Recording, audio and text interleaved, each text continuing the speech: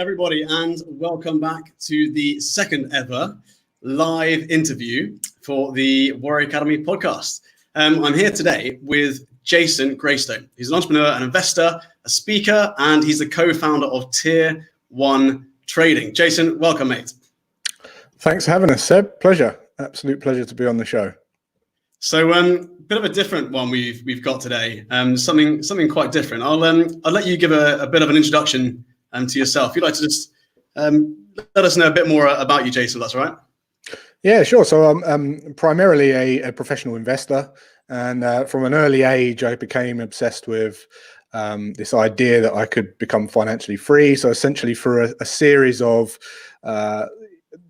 passive investment vehicles and speculative investment vehicles and business, I was able to achieve that at a relatively young age, before I was 30, and now I spend my time sharing with others very, very tangible strategies on how to do the same. Awesome stuff. So we've got a few different things we're going to be going through today, and one of the things that I feel a lot of parents are experiencing right now is a lot of kind of stress, concern, and worry about the economy and the instability that's in the economy right now. And I think that's made even worse by the media. One of the things we want to do in the Warrior family is look at every single way we can help our community, whether that's mental health, whether that's fitness, whether that's nutrition, whatever it is we can do to help. And I think this is one of the ways. If we can help parents, maybe provide some sort of insights and maybe calm those worries and fears and anxieties, which is one of the reasons I reached out to Jason today or last week to book this in. Because Jason's a mentor of mine, a good friend as well, and I've seen the sorts of things Jason does, and it's absolutely incredible. So a real privilege to actually have you on here today. So thanks so much for coming. Oh, mate, it's a pleasure. And what's quite amazing is Jason's actually been on the Warrior Academy podcast before, and it was actually Menno Siebinger, who's my co-author for Not a Victim, which is the emergency survival guide, bullying book, anti-bullying book that we've written, but it's on pause during this lockdown. And Jason, you were part of the Inspiring Stories season, the series. And what's really quite cool about that is Menno was diving deep into your background. And a big part of that was bullying.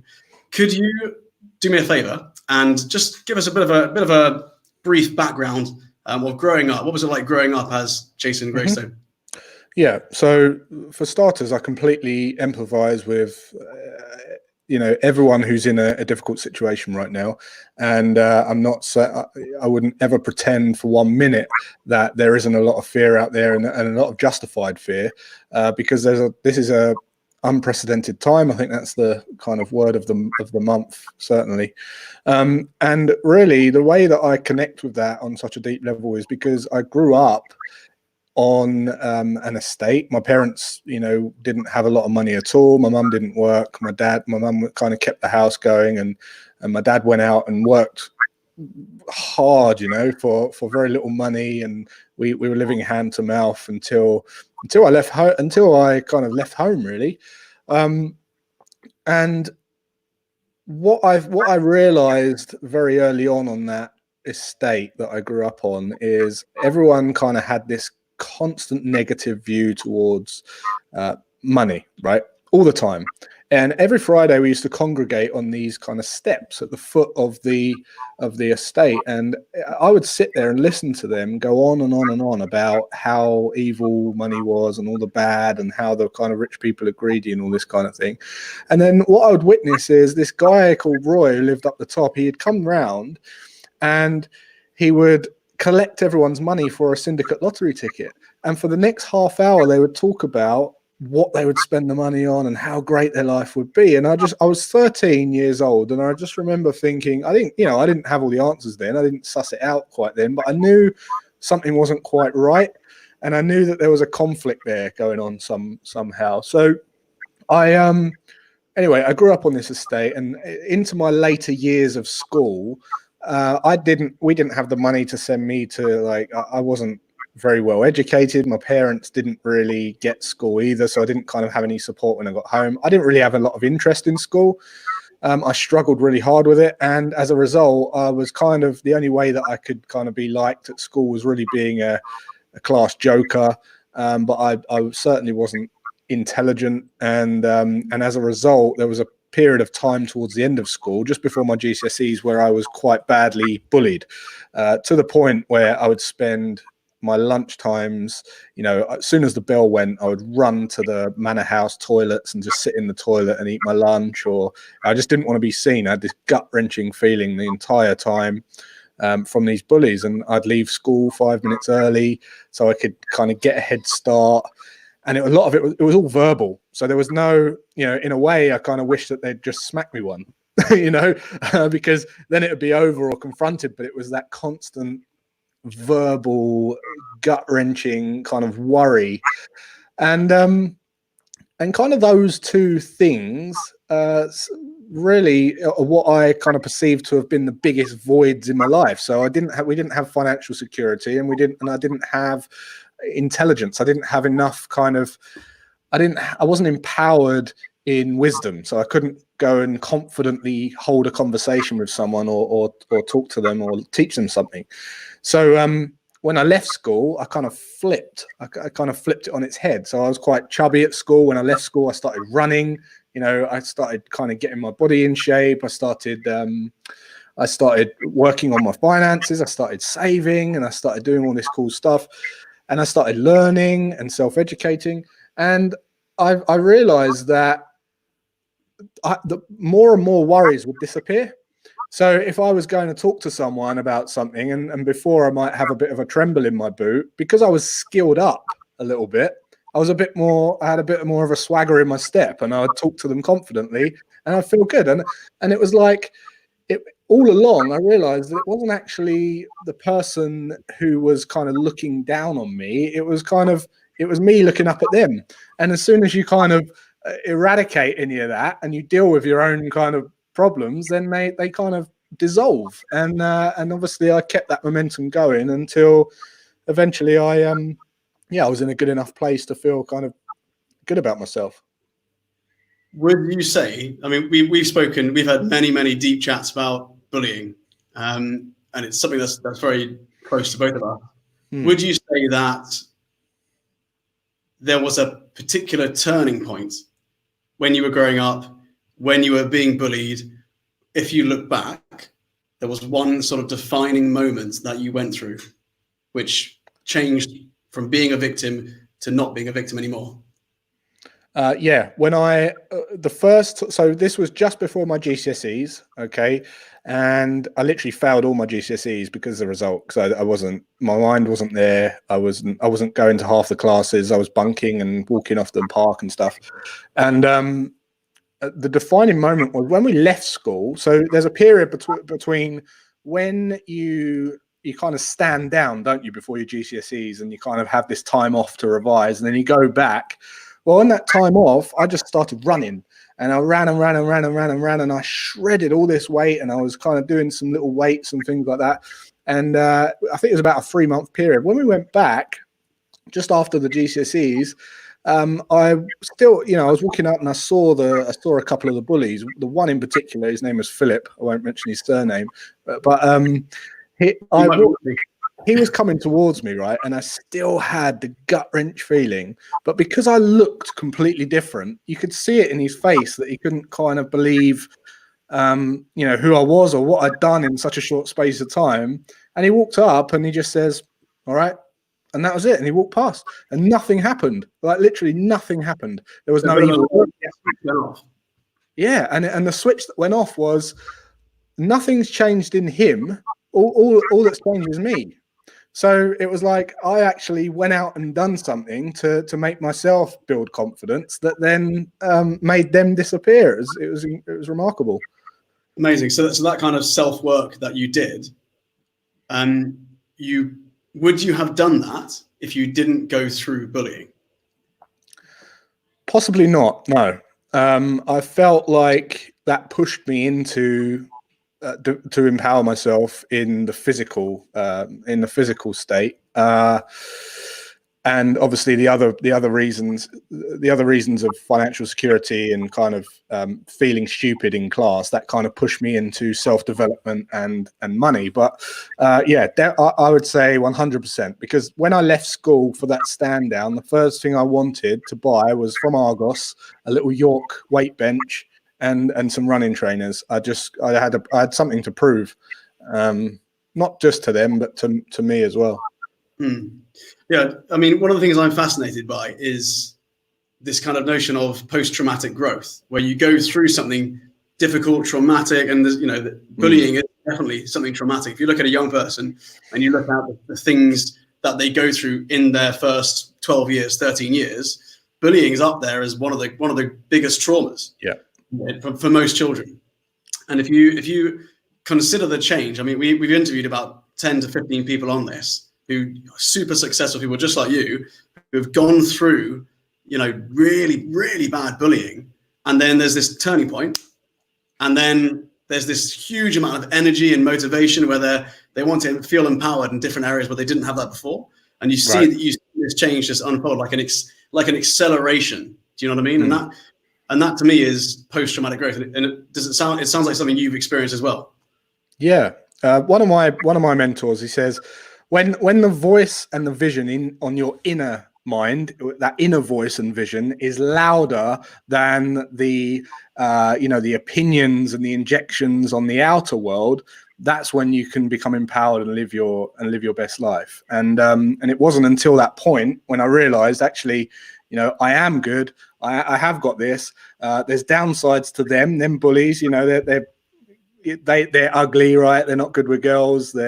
Whereas I've got a bit of chat, right? So I kind of weighed up all the stuff that they didn't have that I had as well, and I kind of realized that my voice is louder than allowing them to creep into my own mind.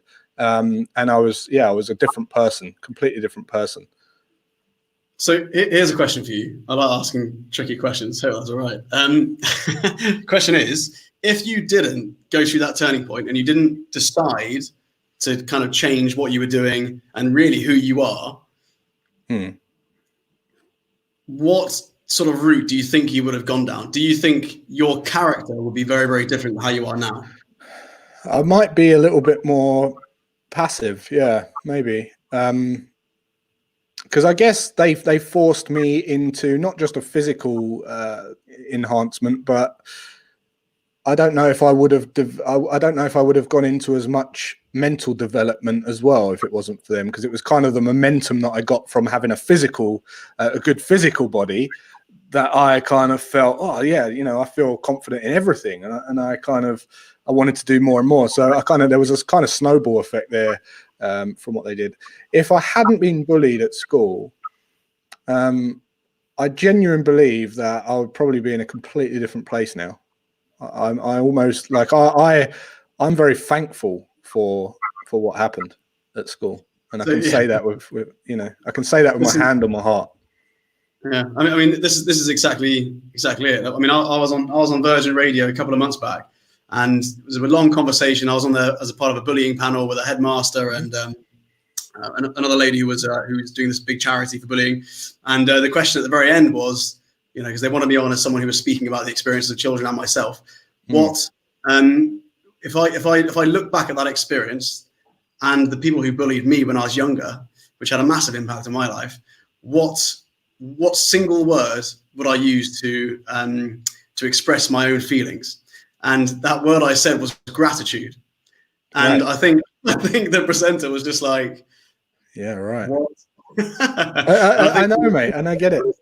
If you don't have this level of conversation beforehand, it's so out of context. But of course, and it's difficult to. Sorry, go on. I was going to say it's difficult to kind of tell a child that's in that situation that they should be thankful, right? Yeah. But it is true. A great example is Elon Musk. Elon Musk, when he was at school, he loved football, right? He just wanted to be a footballer. He loved football. I've read a lot of books on Elon Musk, and he talks about how he would just play football constantly, every break time. And there was a set of bullies in a certain year that basically bullied him and pushed him out of the football team and pushed him into the library. And he used to go to the library every lunchtime, and the first books that he would read are on space. And he became fascinated with space. And now look at, I mean, he's inspiring millions of people. He's leading the space race for humanity. That's inspiring, right? That's grateful. Like that's true gratitude there. What would his life have been like if he carried on playing football? It's, you know, it's crazy to think. Yeah, it's amazing how that kind of compound effect of being pushed into one direction and then you're making those positive decisions again and again and again impacts the rest of your life. I think one of the reasons I wanted to talk to you about bullying, obviously it's an amazing subject that we've talked a lot about, and it can really help you find out more about yourself when you look back and join up the dots and find out what your values are and why you're doing what you're doing every single day, you know, where your motivation comes from, why you do the work you do. But also what I feel like when I look back at bullying I've gone through, and I have that long-term perspective, you know, or what you would call, I think, 60,000 foot view, right? Yeah. Where you're looking down on life, you're looking down on everything, almost like a third person. And these massive lows or trauma or difficult challenges you go through, because you're not looking at them from in the moment, surrounded by fear and panic and anxiety, you're looking at it more from a poised position. Yep. You're almost looking at the median line. You're looking at, you know, what does this impact over 5 years, 10 years, rather than what does that impact today? And so that has an amazingly calming effect. And I think if you're able to give yourself that mindset while you're going through something difficult, just like we all are right now today, then I think it's an amazing tool, right? And that ability to think long term during something very challenging can be really, really beneficial. I mean, one of the things I went through was a really bad accident where I broke both legs, both feet, both ankles, and I was told I could never walk again. A story you and I have talked about a lot. And for me, you know, having that ability to step back and look long term, rather than just focusing on what wasn't going well today, gave me that kind of sense of calm and gratitude for what I did have. And you had no choice other than to think long term, right? Because you were just sat there like, what am I going to do? Yeah, lots of time to think. So I mean, there's almost like a lesson to be learned from the story of bullying, from the story of post-traumatic growth that can be applied to what people are going through now, and even when you look at the economy. Would you agree with that? 100%. I mean, I see the market and the human mind as the same thing. So I'm a trader. So for those of you listening, if you don't know, you know, that side of investing, it's high speculation, high risk, high reward. And in order to kind of become anywhere near masterful in speculation, you really have to understand what I call the pendulum of mind and the collective market mind. You have to understand what's going on.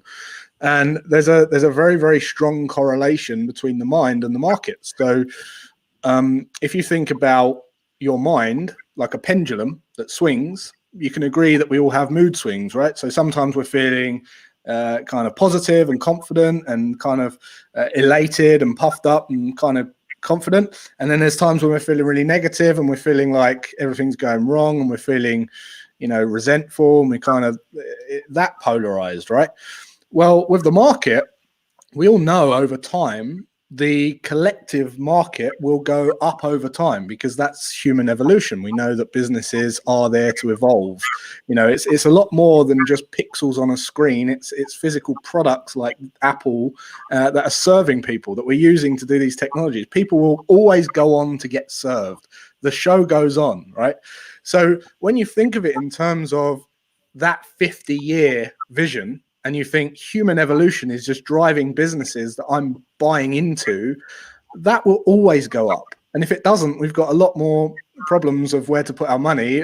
That's literally like humanity decaying and dying, right? So when you can think like that, you don't worry about the short-term oscillations between, you know, positive and negative. Sometimes the market is overinflated. Sometimes the market is in depression mode like we're in right now. The market is just like a manic depressive, as Warren Buffett says, just like the human mind. We can be swung from one pole to the other constantly. And once you understand that, you can remain kind of calm and poised and focus over the long term. Now, there are keys in order to be able to do that. So one thing that I always talk about is just trying to save some of your money, because if you can just literally just work out what your living costs are, and I'm talking about, Maslow's hierarchy of needs, right down at the bottom, those physiological needs of survival. So food, shelter, water, warmth, some, cleaning products to keep you off of germs, and work out what you averagely spend over a period of time. If you could just save like 3 months of that total, your mind will think completely different. You will already have a broader time and space horizon in your mind just by doing that. So when you're thinking, when the crap hits the fan, we're thinking, well, I'm going to be okay for at least 3 months, so I don't need to panic. Now I can start, not rapidly changing my strategy. I always relate it to the heating. There's people that turn heating on and off in their house, right? Even though it's a thermostat, instead of finding the right temperature, they go, "Oh, turn the heating off. It's too hot. Turn the heating on. It's too cold." Well, you just find the little 21, and you'll be comfortable, right? So when something like this happens, if you've got that little buffer there, that little savings, and you know that your animal brain is going to be relieved because you can pay the mortgage for 3 months. Let's not worry. Then what you can do is not do that on off. You can just tweak. You can just take a bird's eye view of what's going on and do little tweaks and adjustments to get back on track and see it through. So that's be cool to hear about the animal mind, the dog brain, the reptile mode, the visionary mindset. If you want to tap into that, I think the Warrior Academy, that's Vicky again. Like me with aircon, yeah, I'm constantly telling her not to turn it on and off. Guys, if you've got any questions after, make sure you're sending them in. Yeah, it'd be great to ask Jason the questions as we go, and so feel free to send some in. So you spoke about the reptile mind, right? The monkey mind. Could you dive into that a little bit? So the reptile mind, the monkey brain, is basically it's the oldest part of our brain. It's got a name called the amygdala, right? So it's from an evolutional standpoint, and this is stuff that I've studied from doing lots and lots of research on psychology to kind of get my head around being a successful, consistently profitable trader. And what you see in the market is you see a representation of human behavior. That's the great thing about investing. This is why I find it so fascinating, because people see charts and lines and graphs and all that kind of stuff. I see a representation of human behavior, and that's essentially what it is. So when you look at a graph, what you're seeing is how people behave. And what you learn from that is, and it kind of reinforces the science behind the historical research of the amygdala, is that we are more fearful than we are greedy. So in other words, we will avoid pain before we seek pleasure. So a lot of people say that, oh, look, everyone's always trying to get rich quick. They're not actually trying to get rich quick. That's a secondary action of avoiding pain. So if you was to go back in time to caveman days, and you came out of your cave and there was an apple tree 100 yards that way and a lion 100 yards that way, and you had 100 yards sprint back to your cave, you're going to run to the cave before you try and get the apples, because you'll avoid getting eaten, and then you'll try and get the apples later, right? So in the markets, there's a saying called the bulls take the stairs and the bears jump out the window. And you see that exact what I just explained about the caveman. You see that behavior in the markets every single day. Whenever you see a crash, we call it a crash because it's a big tank in the market. And yet, how long do these corrections take to recover? Years, right? Literally years, because everyone wants to survive. They get fearful. They try and survive, and then they start to build up confidence and start to build that elation again, and then it takes time to get back to where we were. So that's a perfect example of how our brains work. the key is that you want to be doing the complete opposite to the collective market mind. You want to be doing the complete opposite to what everyone else is doing. And another quote from Warren Buffett is he says, you want to be greedy when others are fearful and fearful when others are greedy. And what he means by that is you want to be able to have enough breathing room to ease that panic and think objectively and be able to carry on your strategy as you were. So it's very, very fascinating. I hope that makes sense. Yeah, completely. What kind of fascinates me about traders as well is that I really kind of relate that kind of ability to control their emotions and execute anyway, in the same way a martial artist has to. Do you know what I mean? Yeah. You're stepping into the ring, you're having to deal with all these different emotions. You know exactly what you need to do, i.e. keep your guard up, follow through with the combinations, do what you've been taught, follow a certain process. And if you don't follow it, then you won't achieve what you need to achieve. You won't have a positive outcome, right? And the only thing that stops you from doing what you know you need to do and actually doing it, so you know what you need to do and actually doing it, is in between. And that's obviously your emotions getting the best of you, that fear, that anxiety, taking control and changing the course of the direction of what you actually do. And it seems to me that it's so relatable to trading in the way, the way traders have to go through exactly the same thing. Totally. The way we leave that in trading is, I guess, in martial arts, it's just practice, right? Practice until you're confident to trust the process. In trading, it's very similar. It's having that historical data, because if you're working on a very short-term average, you're not really trusting the process. If you've got 10 years of data that says, look, if you do this over and over again, you will lose some, but you will win some, but over time you're going to be on top. It keeps you calm. And when you've got that in black and white, that's what keeps you look at the book. It's the practice. It's the what does Bruce Lee says, right? I don't fear a man who knows 20,000 kicks, but I fear the man that done one kick 20,000 times or something, right? It's exactly the same. You train hard, fight easy, right? You put in the work. All the work is behind the scenes, and then you do the event. When it actually matters, it's a very short piece of time. But all the work you do is no one can really see. It's all the hard work. They're getting up early. They're putting the time in, and And exactly that. So when people realize there's a bit of work involved, they avoid pain and seek pleasure. So they seek the get rich quick after they've avoided the pain. So it's not people going around just going, how can I get rich quick? It's they've found something that they know they've got to do and they don't want to do it. So I'd like to. I mean, one of the things we did as soon as this lockdown happened in Dubai, we were one of the first hit. I think we were probably one of the first type of small businesses to be hit. End of February, beginning of March, the Warrior Academy in Dubai was pretty much shut down. Before schools were even shut down, our clubs were shut down by the health authorities here, and that obviously had a massive impact on us straight away. And that was the same for so many other parents who in our communities who run small businesses. The UK have got some amazing help for employees. People are getting furloughed, and there's 80% help over there. In Dubai, there's nothing like that. So there's very little support in that way. So one of the first things we did is we phoned up every single parent. So if you haven't heard from us yet, then we will be phoning you up and getting in touch. But in the first sort of 4 weeks, we pretty much phoned up every single mum and dad in the Warrior Academy just to ask how everyone's doing, to see how things are going at home. And the sorts of stories we were hearing, were parents losing their jobs, businesses just stopping, revenue stopping for businesses. And of course, they've got fixed costs.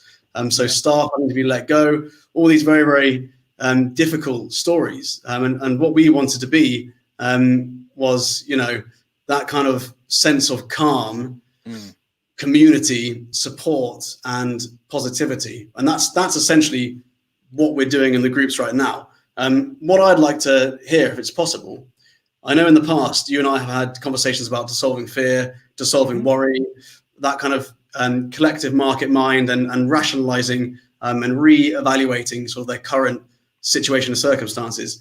Would you be happy to go into some just really practical, sure. Something really, if a parent can watch it now, they can implement it tomorrow or the next day?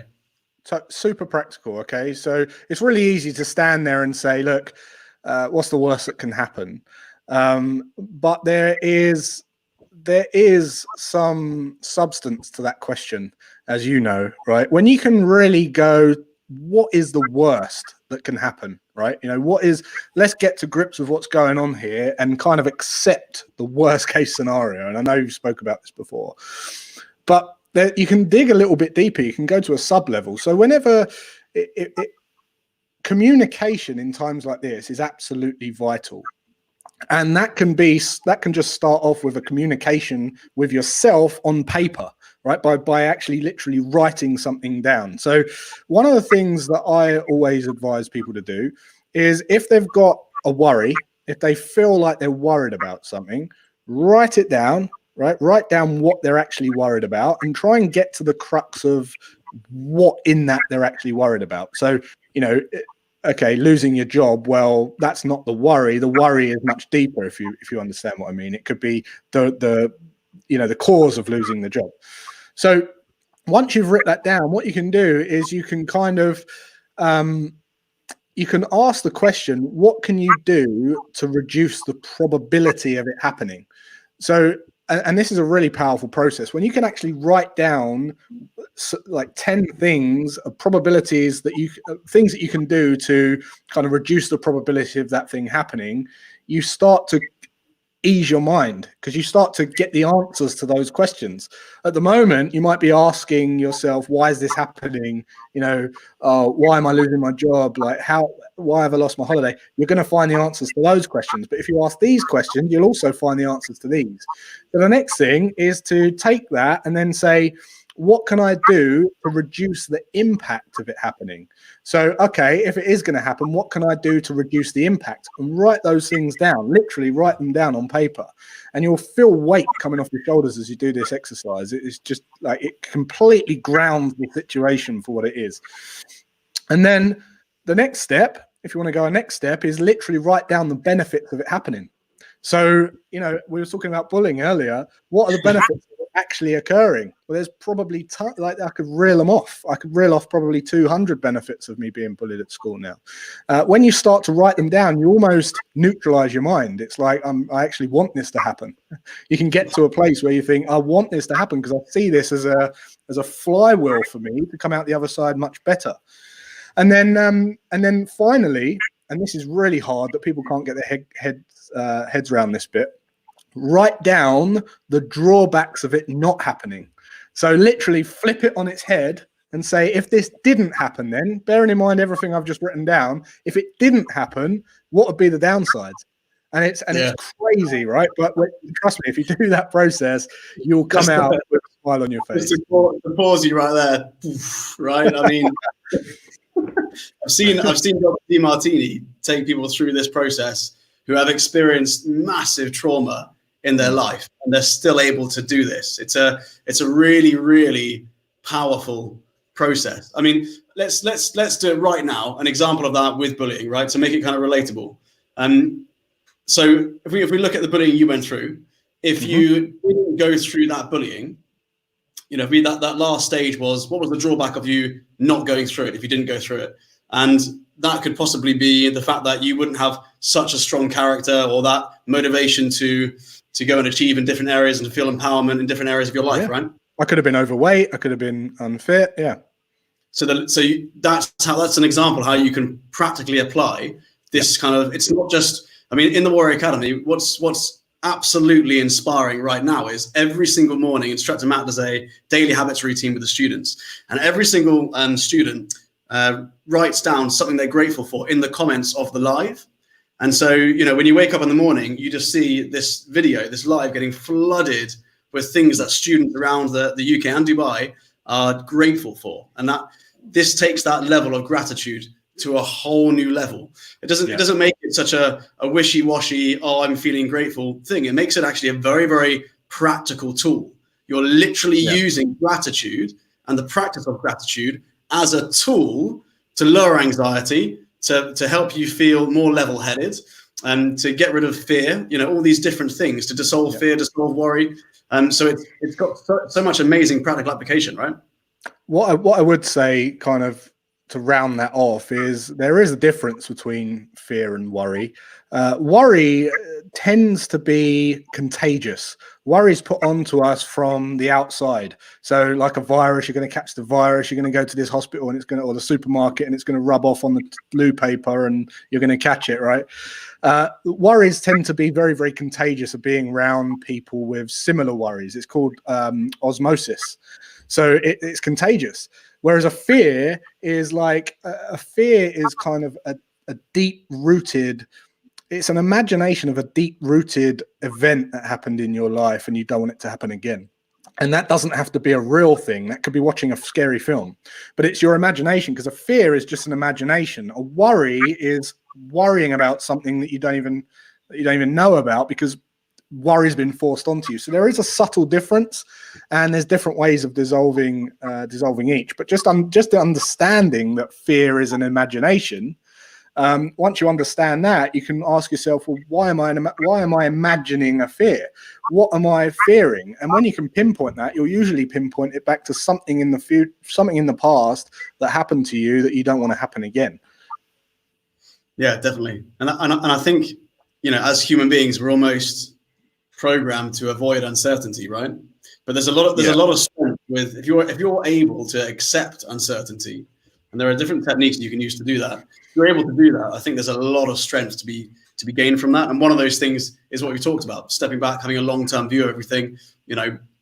Feeding your imagination. If your imagination is desperate to create a worst-case scenario, pausing, diving straight into that, and saying, okay, if we're gonna talk about it, let's talk about it, and literally painting the story out, coming to terms with that worst case situation, and then parking it and working your way back, to your current day situation. Totally.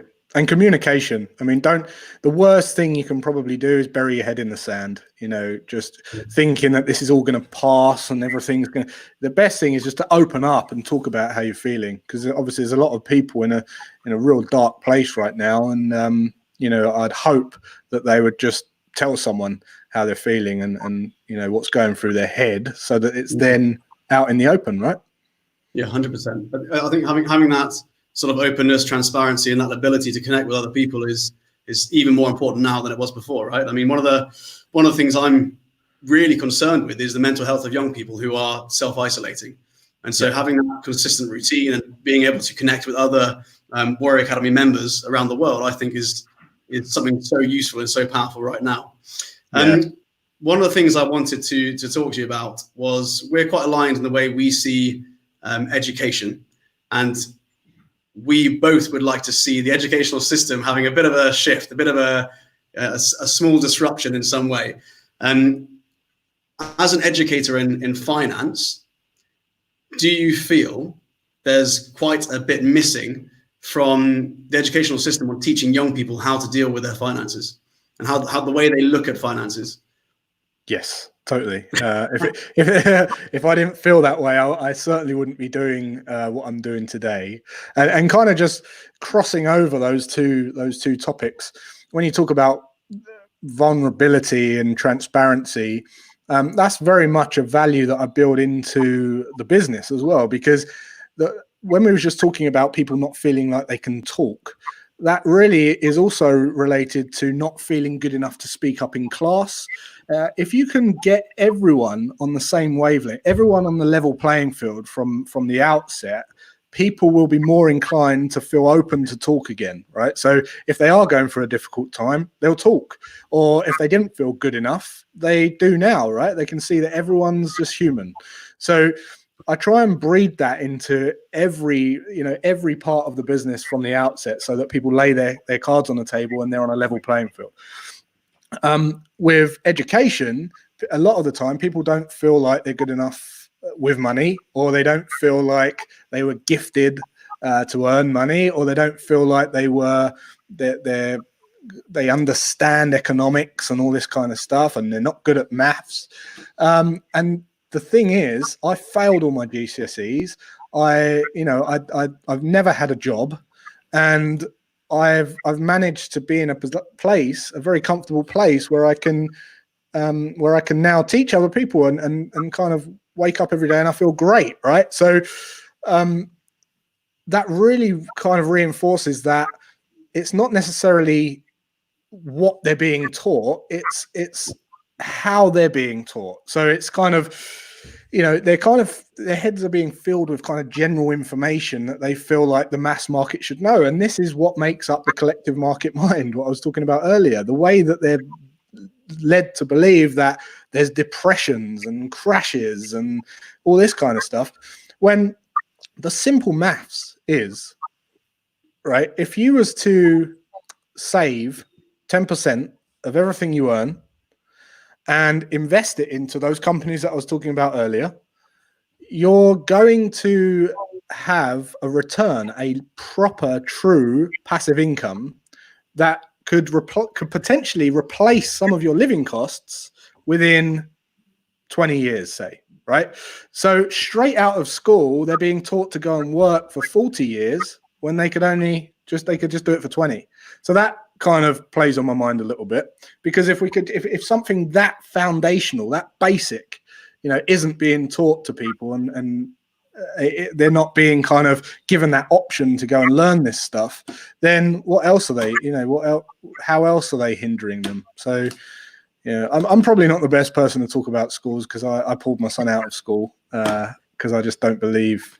I'm not This a fan. is really interesting. You know what? Let's talk about that, because we had long conversations about that. I remember when you did it. So tell us what you've done. About my son? Yeah. So he just wasn't getting on at school, and he's not a disruptor. He's not anything like that. He's not, and I'm not one of these parents that thinks my son's a legend. When he's bad, he gets his butt, he gets a telling off. But when he just wasn't getting on, he just didn't find his way. When he went into high school, he started finding himself in that pecking order where kind of, everyone's trying to find their place on the food chain, who's hard, who's not hard. And that kind of settles down after a while, once everyone knows where they stand. But he found it hard to kind of find a place. He was very creative. He likes art and he likes, drawing and building stuff, but he doesn't really he's not good at maths. He's not good at any of that kind of academic, what you might call academic stuff. So he was wasting his time. He was wasting his time at school. He'd come home and he'd doodle his books, and his books would have all these amazing drawings all over the books. And he's clearly not listening, but he's drawn all these drawings. So I said, look, I'm gonna ask them how they feel about me taking you out and doing a home program. And for me, my personal opinion is that there are 7 important areas in life. So I kind of worked around putting a program together with some mentors, kind of focused on those 7 areas of life. And he immediately, again, complete changing character. He was listening. He was deciding to listen. He was motivated. His head wasn't being filled with stuff that was uninspiring to him. And it was a complete character shift. Yeah. So, Amazing. It's the best thing I could have done. And then later on, he then kind of he did want social. So he wanted to see his friends and stuff. So he had to come around that. So I'm not saying it's like the answer to everything, but I'm saying I think there's a lot at school. A lot of time at school is wasted not feeding into the child's creativity and natural inspiration. And of course, if you can feed into that, the child will naturally do much better than being forced to do something that they don't want to do. So, yeah. So, I mean, it just blows me away, that story. I absolutely love it. I think it's brilliant that you just sort of took control of the situation to educate your son in the way you wanted to, that you felt was tailored towards his strengths and what he enjoyed. And what's quite interesting is right now, every single parent, well, pretty much, I'd say the majority of parents right now are being forced to homeschool, especially in Dubai. So in Dubai, the situation is all parents are homeschooling. Even if they've got a job, they've now got to homeschool as well. So they're working from home, balancing, working from home like you are, as well as homeschooling their children. If they've got 2 or 3 children, that can be quite challenging. Is there any advice you would give to parents who have been thrown into homeschooling right now? Because I know a lot of them, they can't wait for their children to go back to school, so that because they're struggling with that aspect. So, any advice would be amazing on that. It's funny, right? When people come to work with me, I say, why do you want to be able to, learn to invest or trade? And they say, oh, because I just want to be able to work from home. And now they've had 3 weeks of working from home. They've completely changed their mind. No, get me out. No. But on a serious note, from a practical point of view, aside from actual schooling, there are, for instance, we had a big whiteboard in the kitchen. So when I left a job and started working from home full time, there was a challenge there, because when you go to work, you're seen as the hero, right? You go out to work, you're the hero. You can come home at 10, 11, midnight, and the later you come home, it's the heroic dad. He works so hard. When you work from home and you got a home office and you go in your home office, all of a sudden you're ignoring the family. It's complete. It's like, oh, right, again, there again. Yeah. So you've got the choice to kind of see your family, but you choose to go in your office. But it's right. So now it brings up this challenge of, oh, right, well, I've got this pressure, and my kids are walking around like zombies, not knowing whether they can talk to me or not knowing what time. My wife not knowing when she can see me or talk to me, and it feels a bit weird because we're at home. And what I did was I created this big whiteboard that sounds kind of regimented at first, but I promise you it brings contentment and kind of clarity to everything, where we put all of the hours across and all of the days up the left-hand side, and we got 4 marker pens, different color each, and we just wrote down what we were doing. So we mapped out the whole week. So I would book in time for the family first. So we'd have an orange pen to do the family, say, and we'd do like a walk, dinner, lunch, family activity, board game, date night for the wife, and all these kind of bits and pieces. And then we'd each take a pen and then just write down how we fill our week. So what that immediately did was allow everyone to transparently see when would be the quality times together, when we couldn't interrupt each other, who was doing what and when. And it just kind of, again, a weight off the shoulders. And just having that structure and that routine was a game changer for me. It took the pressure off, and also they would look forward more to seeing you when they could. So you could have like time with one son, time with the other son, kind of, and all that kind of stuff. So that would be my biggest practical tip. It's like we spoke about earlier today. We were talking about what time the podcast was on today, and I was like, it's 5 o'clock UK time, and you go, oh, okay, yeah, it's in the calendar, and I was saying, if it's not in the calendar, it doesn't happen, right? And it's the same thing if obviously the last 10 years, I've pretty much been working from home when I'm not teaching. And sometimes I'm going through big projects where I'm at home for months and months working on something. And I can totally relate to when you're at home, the pressure's being pulled from you from loads of different angles. Your phone's kind of always going. If you aren't strict with when you do certain things and you don't book in certain things, they just don't get done. So what I find is, if I don't book in, what I tend to do is look at the monthly calendar and book in family time. I'll book in an hour here, half an hour there, 20 minutes there, 2 hours there, whatever it's going to be. And the times where I've really stuck to this have been the most successful. Sometimes it lapses. But what I find then is that I spend quality time doing that thing. If I book in work for 2 hours, it's quality time doing it, because that's when it's going to be, rather than trying to do everything at once. And I'm doing a terrible bit of work, a terrible job of being a dad, a terrible job of being a husband, because I'm trying to do everything at once. Do you know what I mean? So having that structure gives balance, right? And it reduces stress and reduces pressure. And I think that's for a lot of the parents at home watching right now or listening right now on the podcast.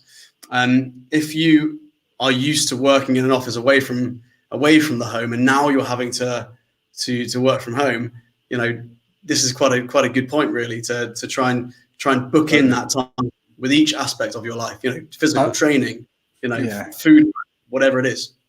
I would say that's being really enhanced and highlighted right now as well, like the difficulty there, because everyone's got like top values, right? So top priorities. And what we're seeing now is, if you can imagine like one of those kind of the things that you put the icing sugar in and you kind of squeeze and it comes out the bottom, right? The tip of that would be like your highest priority. And then as you get further and further, you kind of blend into the family, what everyone likes, like eating and, you know, watching a film and that kind of stuff. And what this has done, this kind of pandemic has forced everyone to do is to really either starve people of their highest values, but it's really made them focus on their highest values. So that could be, and I imagine it as squeezing the kind of icing sugar thing right really tightly, so that let's take a partner dynamic, for instance. One partner might be really strong on the business because that's the highest thing, right? So now they're working more than ever. I know entrepreneurs, they've never worked so hard that they're working in this pandemic. They're like, I'm like really going in because they feel like it's restricted. They feel like it's almost being taken away from them. So they're going all in on it, right? Whereas the other partner in the dynamic might be thinking, well, I love socializing and that's been taken away from me. So what they try and do is they will try and replicate that. They'll try and buy that experience, and they might be spending money on stuff to try and replicate that as much as they can in the house. And then the guy that's doing the business might think you're spending too much money, and they might think, well, you're not spending any time with me. And like there's this kind of, everyone's kind of going all in on their values. And you've seen the divorce rate, right? The divorce rates are going through the roof during this thing. And I'm pretty sure it's because everyone is kind of dividing apart, but not being aware to the other person's values. So just by having that structure and that calendar, it keeps it consistent even through times like this, so that you can still remain balanced. Amazing. Yeah, we've actually got Adele, who's a relationship mentor, trauma coach, right? Yeah. She's going to come on and talk as well about maintaining a healthy relationship through this lockdown when everyone's going all out on their values. And what advice to a couple who are going through that and they're noticing that, and they're, you know, one of the funny things I saw is, you know, so it was a list of comments from mums or dads saying that they've never seen their partner working from home.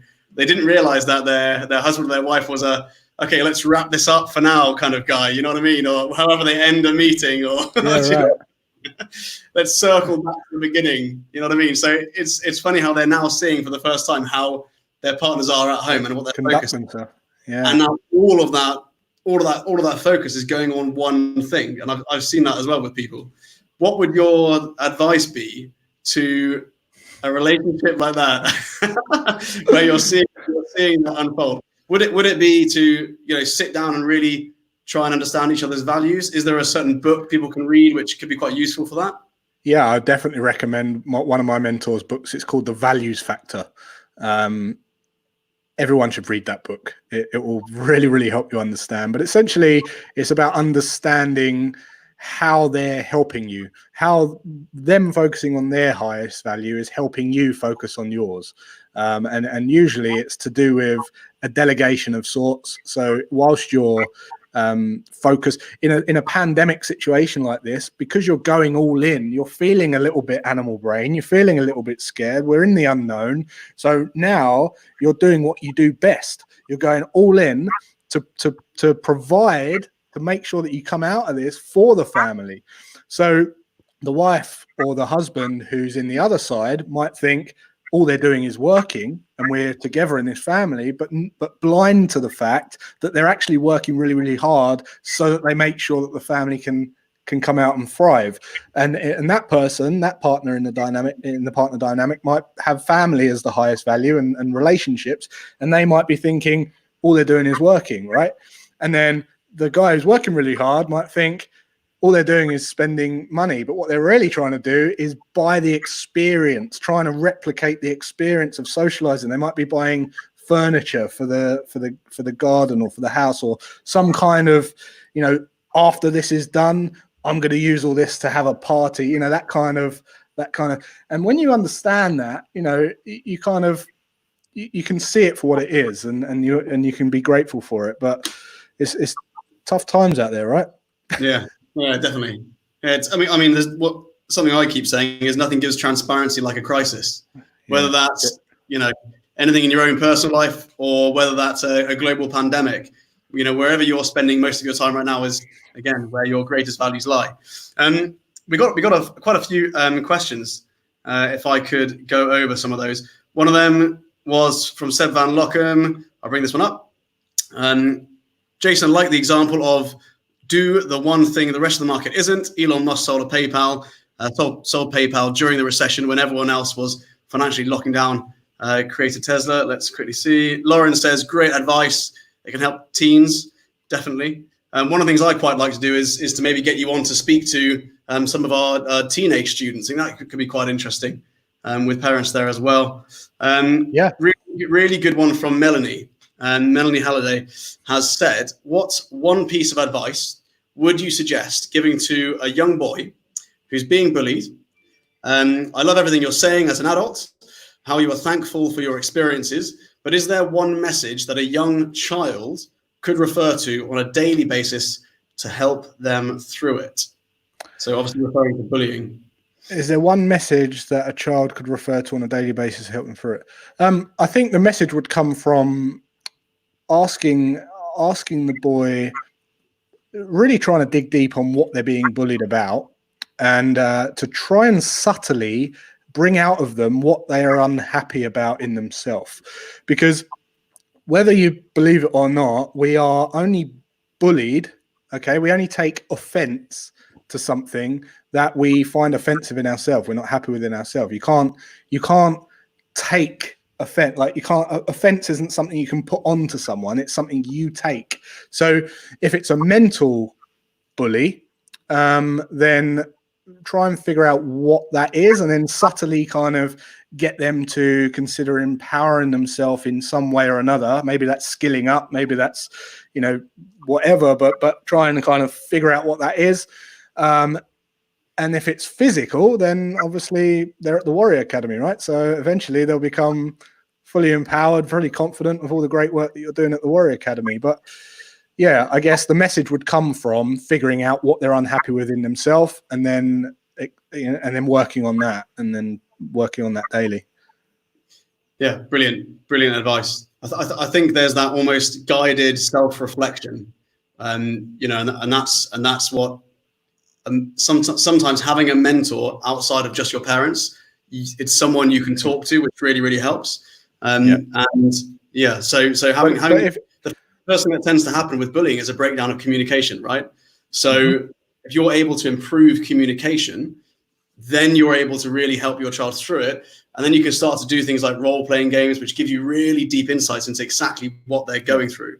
So if you take on the role of a victim, and you say to your child to take on the role of a bully, they will show you what they've been through indirectly, and then you can tailor a message on that.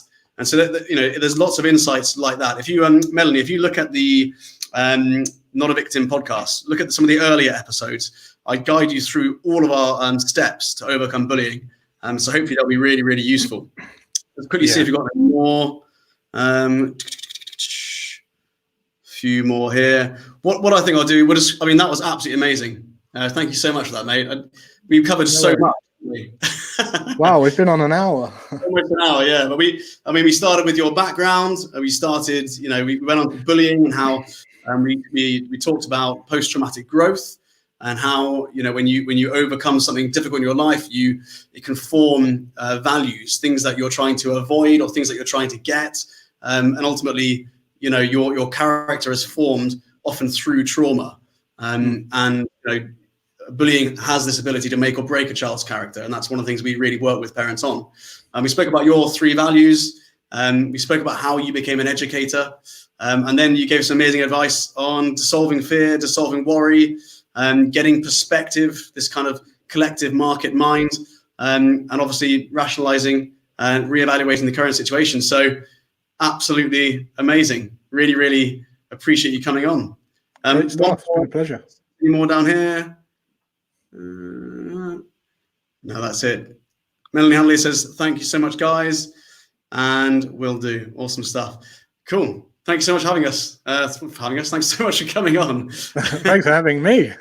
Thanks for having us. Hopefully everyone. My podcast now. He's taken over. And Christian says, thank you. Really help. Really help. Great interview. Brilliant. Amazing, guys. that is the end of this one. Looking forward to hopefully having you on again in the future, mate. Yeah, sure. I'd love to. See you soon, guys. Take care.